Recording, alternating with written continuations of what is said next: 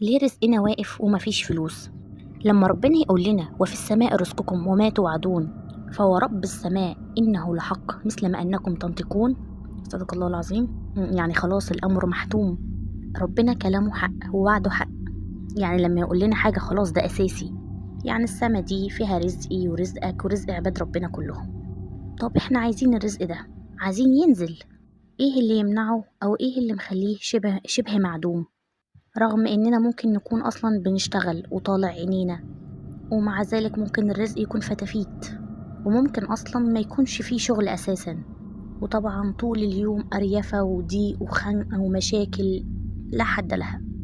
طيب في حاجتين مهمين هما اللي بيخلوا الرزق ده محجوب عننا أو مش بيوصل بالشكل اللي احنا عايزينه. يعني احنا حاليا أخدنا بالأسباب اللي في إيدينا، توكلنا على الله وشوفنا أشغالنا وبرضه مش واصلين للحاجة اللي احنا عايزينها، يبقى كده في الحاجتين اللي انا هقول عليهم دلوقتي هم اساس اللي انت فيه دلوقتي او اللي انت فيه دلوقتي. لان زي ما قلنا ربنا كلامه حق. يعني المشكلة عندي، المشكلة فيا انا مش في الكلام اللي ربنا قايله. يعني في خلل، في بلوك في استقبال ارزاقنا والفتوحات بتاعتنا. كل انسان عنده حاجة اسمها مجال نوراني، يا اما يكون صافي يا اما يكون مليان غيوم وطبقات وسواد وبلاوي زرقاء. طول ما هو صافي ومفيش اي حاجز أو بلوكات، خد بقى أرزاق وخيرات وفتوحات ونعيم دائم. إنما طول ما هو معكر ومليان سواد عامل حاجز كبير بينك وبين أي حاجة أنت عايزها. وقيس كل ده على كل أرزاق الحياة، بقى فلوس، ذرية، شغل، راحة بال، حياة هادية، أو حتى علاقتك مع ربنا بتكون قوية جدا لما تعمل اللي هنقول عليه. طيب الحاجتين اللي عاملين السواد والبلوكات دي كلها وعاملين ليك زي سحب بينك وبين أرزاقك، أول حاجة منهم وهي الذنوب. ذنوب بينك وبين ربنا. أيوة أنت عملت ذنوب في علاقتك مع ربنا. طيب دي حلها إيه؟ حلها استغفار كتير كتير على قد ما ربنا يديك نظف. استغفار مستمر علشان الغيوم والسواد اللي انت عامله في مجالك النوراني يتشال، والسواد اللي حواليك ده يبدأ يدوب، وتستقبل بقى العطايا والهبات الربانية. طيب تاني حاجة ايه؟ تاني حاجة حقوق العباد. ودي مش ذنوب، لا دي اسمها سيئات. والسيئات مش بتغفر، ولكن السيئات محتاجة لها كفارة. لأن في ناس كتير ممكن تكون بتستغفر فهي بتنظف ذنوب ولكن مش بتعمل كفارة للسيئات.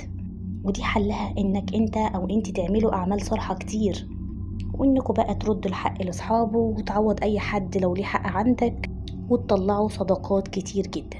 يعني ممكن تساعدوا حد، تعالجوا حد، تعملوا اطعام، اشكالها كتير. كل ده بيكفر سيئاتكم، وبالتالي انتوا كده بتعملوا عملية تطهير كاملة لما نستغفر ونكفر سيئاتنا. عارفين ليه ربنا على طول بيحسنا على الإنفاق والصدقات؟ عشان عايزنا دايما منورين، عايز المجال النوراني بتاعنا يكون دايما متصل بيه، مستقبل لكل الأرزاق والعطايا والخيرات اللي عند ربنا. يعني بالعربي كده عايزنا دايما في حالة استقبال. السماء قلنا مليانة رزق، نظف المجال النوراني بتاعك علشان تستقبلوا كل الخيرات اللي انتوا عايزينها. يلا بقى من دلوقتي هنبدأ نستغفر ونعمل أعمال صالحة كتير علشان نكفر بيها السيئات بتاعتنا، ونعمل صدقات كتيرة جدا. وعايزة أقول لكم الصدقة مش بس فلوس، يعني أشكالها كتير كمان ممكن تعملوها في حياتكم اليومية. إن الواحد ممكن يضحك في وجه أخيه، وإنه ممكن يحوش أي أذى في الطريق زي ما احنا عارفين.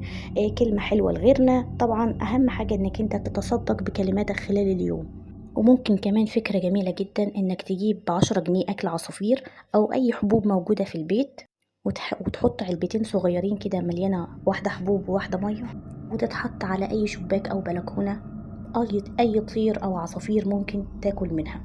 حاجة تانية سقيا الماء، أو علم نافع الواحد ممكن يعمله ينفع بيه غيرنا. يعني كله شغال وأجره عظيم جدا. يلا بقى من دلوقتي ناخد خطوة ونبدأ، لأن والله العمر بيعدي ومش بنحس بيه. لايك جميل، خلي الفيديو يوصل لغيرك عشان تشجعوني أكمل. ولو شايفين انكم انتوا بتستفادوا اعملوا متابعة او اشتراك. والسلام عليكم ورحمة الله وبركاته.